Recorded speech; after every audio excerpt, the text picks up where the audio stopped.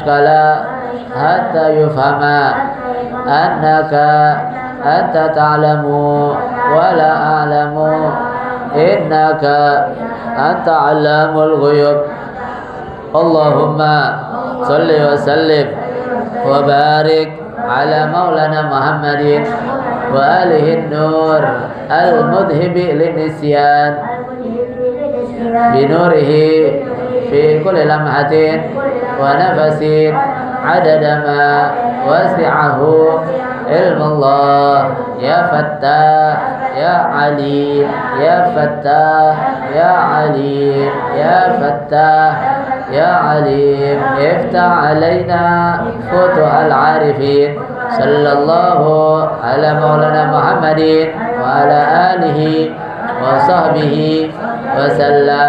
نويت التعلم والتعليم والإفادة والاستفادة والنفع والانتفاع والتذكر والتذكير والحث على التمسك بكتاب الله وسنة رسول الله والدلالة إلى الخير ابتغاء مرضة الله وقربه وثوابه سبحانه وتعالى. Bismillahirrahmanirrahim. Assalamualaikum warahmatullahi wabarakatuh. Alhamdulillah, alhamdulillahirabbil alamin. Wassalatu wassalamu ala habibi rabbil alamin sayyidina Muhammadin. Ya Rasulullah, salamun alaik ya rafi'a syati wa daraji ya Rasul.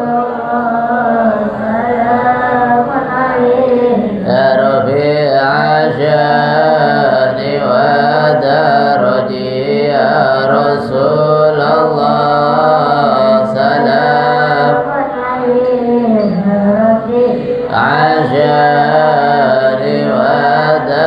اللهم صل وسلم على سيدنا محمد الفاتح لما أغلق الخاتم لما سبق ناصر الحق بالحق والهادي إلى صراطك المستقيم وعلى آله وصحبه حق قدره ومقداره العظيم. اللهم أخرجنا من ظلمات الوهم وأكرمنا بنور الفهم وافتح علينا بمعرفة العلم وحسن أخلاقنا بالحلم وسهل لنا أبواب فضلك وانشر علينا من خزائن رحمتك يا أرحم الراحمين. سبحانك لا علم لنا إلا ما علمتنا إنك أنت العليم الحكيم. رب اشرح لي صدري ويسر لي أمري واحلل عقدة من لساني يفقه قولي بجاه النبي وصحبه وآله أما بعد. Yang sama kita muliakan dan kita hormati Sahibul Bait pimpinan Yayasan Al-Khairiyah Bapak Haji Abdillah beserta Ustazah Haji Aziza. Kita doakan panjang umur, sehat afiat dan dijauhkan dari segala musibah, dari segala penyakit zahiran wa batinan. Amin amin ya rabbal alamin. Segenap hadirin hadirat jamaah majelis ta'lim ngaji Sabtu subuh masuk Mahfidz Quran yang mohon maaf tidak dapat saya sebutkan namanya satu persatu untuk mempersingkat waktu. Mudah-mudahan duduk hadirnya kita di majelis ini menjadi sebab Allah turunkan keberkahan dalam diri kita dan kehidupan kita sehari-hari. Amin amin ya rabbal alamin. Alhamdulillah, kita bersyukur pada Allah pada pagi hari ini kita masih diberikan karunia, nikmat, anugerah, taufik, hidayah sehingga kita bisa duduk hadir di majelis ini dalam rangka menggugurkan daripada kewajiban kita sholat subuh berjamaah sekaligus menuntut ilmu yang diperintahkan oleh Nabi Muhammad SAW. Ini talabul ilmi faridatun ala kulli muslim. Dan semoga duduk hadirnya kita dihitung pahala setinggi-tingginya dari Allah Subhanahu wa taala. Amin. Amin ya rabbal alamin. Talabul ilmi faridatun ala kulli muslim. Muslim aja, enggak pakai muslimah. Muslim termasuk muslimah juga sebab hadisnya muslim aja. Jadi muslim semua, yang laki yang perempuan. Ini nggak ada muslimahnya. Muslim cukup, mencakup semua muslimin muslimat. Kayak kita doa, Allahumma ighfir lahum warhamhum wa'afihim wa'afahum, ini cukup semuanya kena. Nah, cukup, nggak usah pakai diulang-ulang. Kalau diulang-ulang nasi keburu dingin. Nah, nasi kebulinya keburu dingin tak. Pakai Allahumma ighfir lahu, Allahumma ighfir laha, Allahumma ighfir lahunna, Allahumma segala macam semua ini mau tasrif sorof apa yang mau doa ini disebut itu. Jadi ingat sekolah SD, SR sekolahnya ya. Ada madrasah ini mudaan berarti. Yang sebelah sini SR. Yang sini mudaan masih orang sekarang. Ini orang dulu SR, ada sorofnya tuh. Wa hum ya hunna antum antunna ana. Jadi apa namanya? Muslim cukup, Allahumma ighfir lahum cukup. Kalau mau ditambahin nggak apa, cuman keburu dingin gitu aja. Boleh aja mau tambahin boleh. Keburu dingin. Begitu. Salawat serta salam kita haturkan kepada junjungan kita Nabi besar Muhammad sallallahu alaihi wasallam yang telah menuntun kita umatnya minal dzulumati ilan nur, minal akhlaqil fasidah ilal akhlaqil karimah. Hadirin hadirat yang dimuliakan oleh Allah Subhanahu wa taala, kita lanjutkan kajian kita yang lalu yaitu kitab Bulughul Maram yang digubah oleh Imam Ibn Hajar sampai kepada hadis yang yang ke-41. An Sayyidatina Aisyah radhiyallahu taala anha qalat kana Rasulullah sallallahu alaihi wasallam yu'jibuhu tayamunu fit tana'ulihi wa tarajjulihi wa tuhurihi wa fi sya'ni kullihi, muttafaqun alaihi. An Sayyidatuna Aisyah. Nah, kita biasain tuh kalau nyebut sahabat pakai Sayyidina atau Sayyidatuna. Orang dulu bener tuh pakai Siti. Mungkin Siti maksudnya Sayyidatuna mungkin. Disingkat kan orang dulu singkat-singkat aja. Nah, nama aja disingkat-singkat. Namanya disingkat-singkat. Nah, ini dibiasain biar apa ya? Biar beda. Ini Aisyah bukan Aisyah tukang sayur, tapi ini Sayyidatuna Aisyah, istrinya Nabi Muhammad sallallahu alaihi wa alihi wasallam. Itu kan ada, saya pernah dengar kan nggak boleh bilang Sayyidina. Ta'zim hanya untuk Allah. Mungkin pernah dengar. Nah, itu Nabi SAW pernah nyuruh sahabat untuk berdiri, gumu li sayyidikum. Ada sahabat Ansor kalau nggak salah, namanya saya lupa. Datang dia baru lagi begini, dia datang. Terus Nabi bilang gumu li sayyidikum, ayo diri buat sayyidnya, tuan kalian, buat hormatin dia. Nabi panggil orang itu pakai Sayyidina, padahal orang itu jauh derajatnya di bawah Nabi SAW. Jelas sahabat Nabi jauh derajatnya dibandingkan dengan Nabi Muhammad SAW. Terus lagi juga Nabi Muhammad SAW banyak menyebutkan ana sayyidu waladi adnan, ana sayyidu waladi adam wala fakhr. Saya ini adalah penghulunya, sayyidnya, tuannya dari seluruh anak Adam, dan saya nggak bangga dengan itu. Begitu. Jadi nggak usah panjang-panjang, pokoknya kita ikutin guru-guru kita. Kalau nyebutin sahabat pakai Sayyidina, nyebut Nabi Muhammad pakai Sayyidina, begitu. Jadi lebih elegan, lebih menghormati. Jadi kalau cerita itu Muhammad sama Aisyah kan nggak enak nih, Muhammad siapa yang panggil Muhammad aja. Ntar mat Korea lagi nggak ada orangnya. mat Korea lagi orangnya nggak ada lagi nih. Muhammad banyak Muhammad sini. Jadi bedain Sayyidina Muhammad atau Nabi Muhammad. Nabi Sallallahu Alaihi Wasallam, Allah sendiri di Al-Quran nggak pernah manggil nama Nabi Muhammad. Ya ayyuhan Nabi. Nabi Muhammad Allah panggil Nabi Muhammad ya ayyuhan Nabi. Nggak disebut ya Muhammad, enggak. Di Al-Quran nggak ada ya Muhammad, begitu panggilan langsung nama Nabi Muhammad SAW. Yang Kalau ada hadis manggil nama Muhammad langsung penyebutannya itu, kalau enggak orang yang belum kenal Islam, orang Baduy, orang desa, atau malaikat Jibril. Di semua nyebutin Sayyidina atau Nabi Muhammad Sallallahu Alaihi Wasallam. Tapi Nabi Muhammad paling senang, paling bahagia ketika Allah sebutkan Nabi Muhammad dengan sebutan Abdul, Subhanalladzi asra bi'abdihi. Nabi senang disebut Abdul, tawadunya Nabi Muhammad Sallallahu Alaihi Wasallam. Banyak. Ini Sayyidah Aisyah adalah istrinya Nabi Sallallahu Alaihi Wasallam. Ini salah satu hikmah Nabi SAW menikahi banyak wanita adalah kita jadi tahu kehidupan rumah tangganya Nabi Muhammad SAW. Kita tahu bagaimana Nabi tahajud malam. Kalau nggak ada istri-istrinya Nabi SAW nggak tahu gitu. Yang melihat Nabi tahajud Sayyidah Aisyah, riwayat daripada Sayyidah Aisyah. Nabi SAW kalau bangun malam hatta tawaromat qadamai, sampai kakinya bengkak. Nabi Muhammad tuh riwayat siapa? Sayyidah Aisyah. Nabi Muhammad di awal-awal juga Sayyidah Aisyah ceritain Nabi Muhammad mandi bekas airnya Sayyidah Aisyah. Kalau nggak ada istri-istrinya Nabi kita nggak tahu bagaimana nih air bekas perempuan boleh apa enggak, kan begitu bingung. Ini hikmah salah satunya daripada pernikahan Nabi SAW kepada istri-istrinya.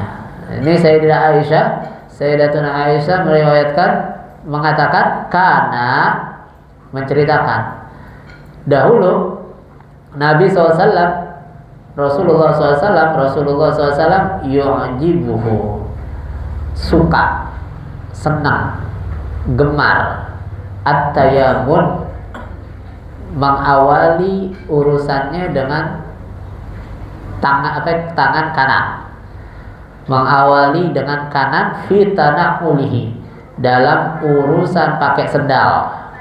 Lihat urusan yang orang anggap remeh pakai sendal doang, mau kanan mau kiri tetap sama kan. Kalau hitungan kita mah begitu, hitungan asal-asalan kita mah. Tapi agama, sama syariatnya Nabi Muhammad itu sampai diperhatiin. Pakai sendalnya Nabi pakai kaki kanan dulu. Pakai kaki kanan dulu. Wa tarajjulihi. Begitupun nyisirnya. Nyisir, segala nyisir disebutin juga, kan begitu. Ada yang nggak pernah nyisir, kan begitu. Yang laki mungkin yang kepalanya nggak panjang nggak pernah nyisir. Saya aja jarang nyisir, begitu. Karena rambutnya nggak pernah panjang, mau nyisir kemana? Nah, nyisir ini sunnah, nyisir sunnah. Pakai bawa sisir sunnah. Kalau rambutnya nggak ada gimana? Ya disisirin sunnah juga tetap dapat. Walaupun nggak berubah rambutnya tetap dapat sunnahnya nyisir. Dapat sunnahnya nyisir. Wa tuhurihi, dan Nabi sukakan mengawali dengan kanan adalah ketika bersuci. Ketika bersuci begitu juga. Wa sya'ni kullihi, dan urusan-urusan yang baik, yang mulia, yang terhormat, Nabi mengawalinya semua dengan tangan kanannya. Jadi Nabi suka pakai tangan kanannya. Nah dari sini kita sunnah ketika kita memberikan orang sesuatu dengan tangan kanan kita dapat pahala sunnah. Ketika kita mengambil sesuatu dari orang pakai tangan kanan dapat sunnah kita. Ketika kita menggunakan sesuatu kita awali dengan tangan kanan, pakai pakaian begitu, pakai sarung atau pakai celana begitu, maka kita mendapatkan sunnahnya Nabi SAW. Dan menghidupkan sunnahnya Nabi SAW tanda ini orang adalah cinta kepada Nabi Muhammad Sallallahu Alaihi Wasallam. Nabi bilang di dalam hadis yang lain, la yuhibbu ahadukum, la yuhibbu ahadukum, la yuhibbu ahadukum hatta yakuna hawahu tab'an lima ji'tu bihi. seseorang itu tidak dianggap sempurna kecintaannya sampai tabiatnya dia, jiwanya dia, hawanya dia selalu pengen nirunya Nabi Muhammad SAW. Kita tahu orang yang menghidupkan sunnahnya Nabi karena ma'i fil jannah, kata Nabi SAW, nanti sama Nabi di sorga. Nah, kita kira-kira mau ikut Nabi apa enggak? Masalahnya kalau orang abai terhadap sunnah, orang cuek nih sama sunnah, ini bahaya. Ada ungkapan dikatakan orang yang tahawan alal adab, orang yang ngeremehin adab, tata krama. Boleh-boleh aja, mau ketawa kenceng boleh-boleh aja, tapi nggak ketawa kenceng itu adalah adab, gitu kan? Boleh bebas mau ketawa, nggak ada istilahnya dosa gitu, kecuali ketawain orang. Kalau ngetawain orang nggak boleh tuh, ngetawain orang namanya ngejek gitu namanya. Orang lagi misalnya lagi lomba nih main bola, kalah ditawain, kalah mulu, tawain, nggak pakai ngomong nih, cuma ketawa doang, hahaha, tuh ketawanya tuh ngejek tuh. Ketawanya penuh makna.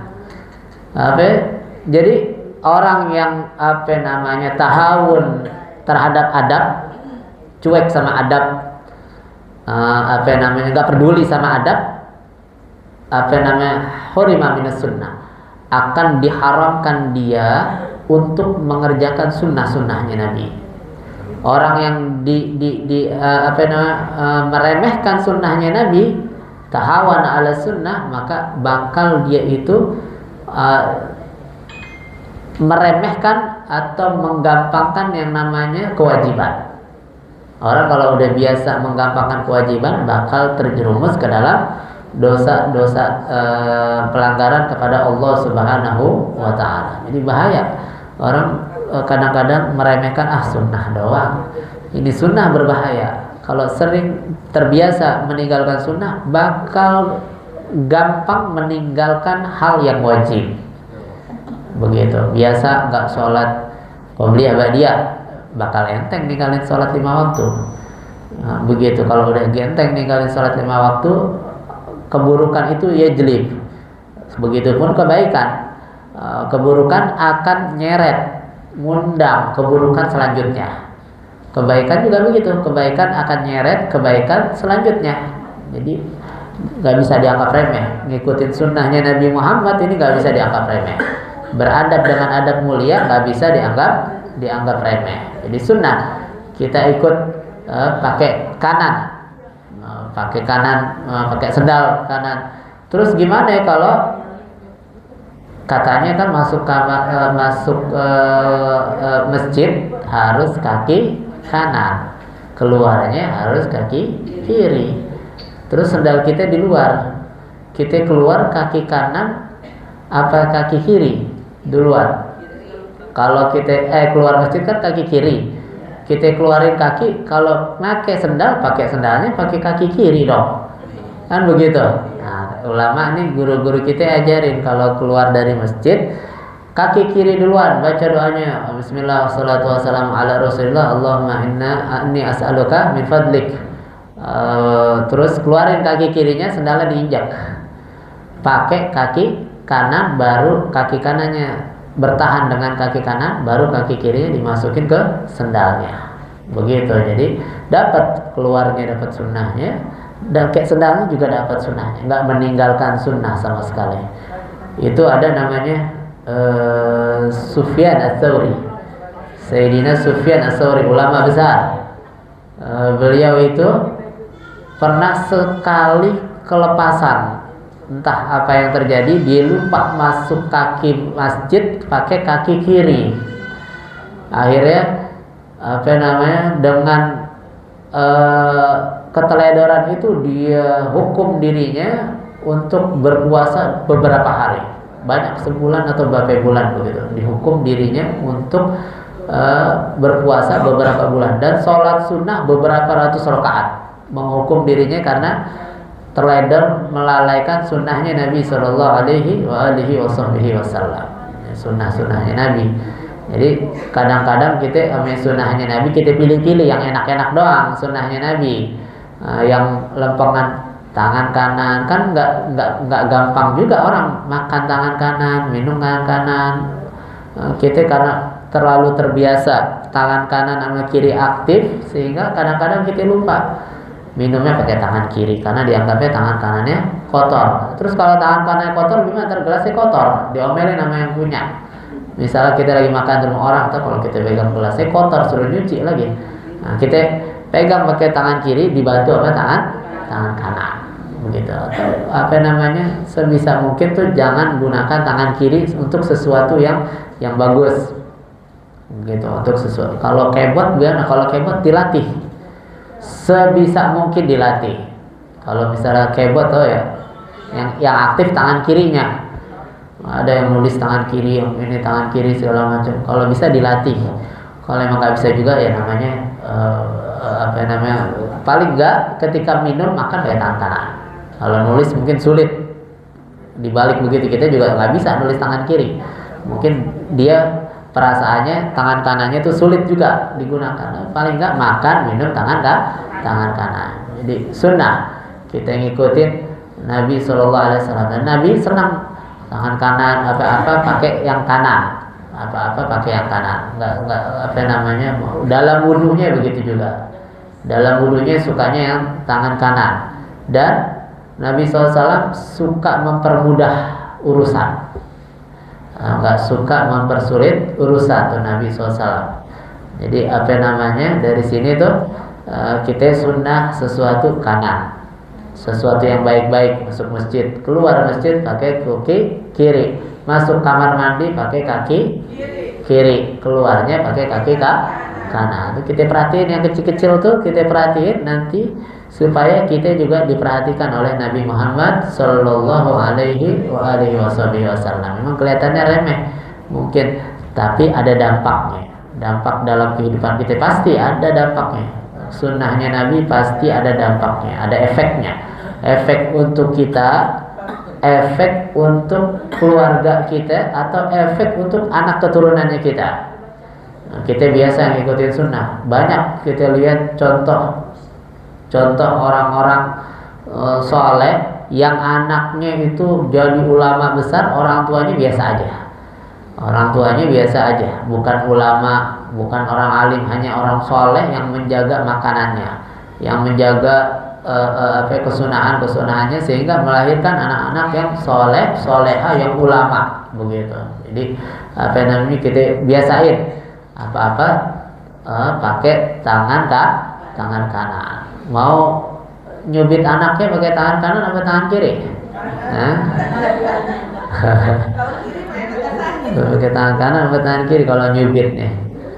Begitu. Jadi mengambil tangan kanan, memberikan tangan kanan, nyisir juga tangan kanan. Jadi sunnah. Atau lagi deh sama soalnya hadisnya.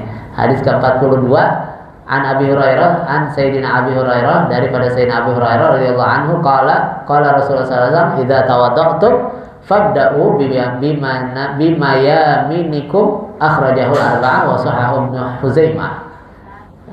Hadis ini Nabi sebutin kalau kamu wudu mulainya pakai tangan kanan, mulainya dari kanan. Mandi juga mulainya dari kanan kalau bisa. Minimal nih kalau mandi nih kita kananin dulu, kiriin, habis itu bebas dah. Begitu, minimal dimulai dari kanan dulu, kiri, tengah, kan sunnahnya begitu. Mandi kanan, kiri, tengah, kenain semuanya. Mandi wajib nih. Kalau walaupun mandi sunnah, mandi biasa juga tetap sunnahnya kakek diawali dengan yang kanan-kanan dulu. Begitu. Jadi memulai seperti yang dimulainya oleh Nabi Muhammad Sallallahu Alaihi Wasallam. Sebab ada ungkapan tuh, in kana hubbuka shadiqan la ata'tahu innal muhibba liman yuhibbuhul muti'. Jika memang cintamu itu sejati, jika memang cinta kamu itu sejati, maka engkau akan niru gaya orang yang engkau cintai. Begitu, karena orang yang mencintai seseorang akan meniru gayanya orang yang dia cintai. Kalau kita cinta sama Nabi, kita bakal tiru-tiru tuh. kita bakal niru gaya pakaiannya, gaya kehidupannya, gaya segala macamnya dah ditiru. Itu tandanya orang benar-benar cinta kepada Nabi Muhammad Shallallahu Alaihi Wasallam. Pokoknya orang kalau niru gayanya Nabi, udah pasti hidupnya nggak ada salahnya. Niru gayanya Nabi pasti nggak ada salahnya. Ikut makan gayanya makan Nabi, begitu. Ikut minum gaya minumnya Nabi. Ikut pakaian gaya pakaiannya Nabi. Segala macam gaya istri-istrinya Nabi, begitu. Ya, mudah-mudahan dengan berkahnya kita istiqomah, Allah mudahkan kita untuk terus bisa meniru kehidupan dan gaya Nabi Muhammad Sallallahu Alaihi Wasallam.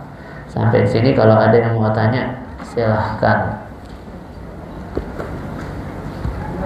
Masih ada waktu 12 jam lagi.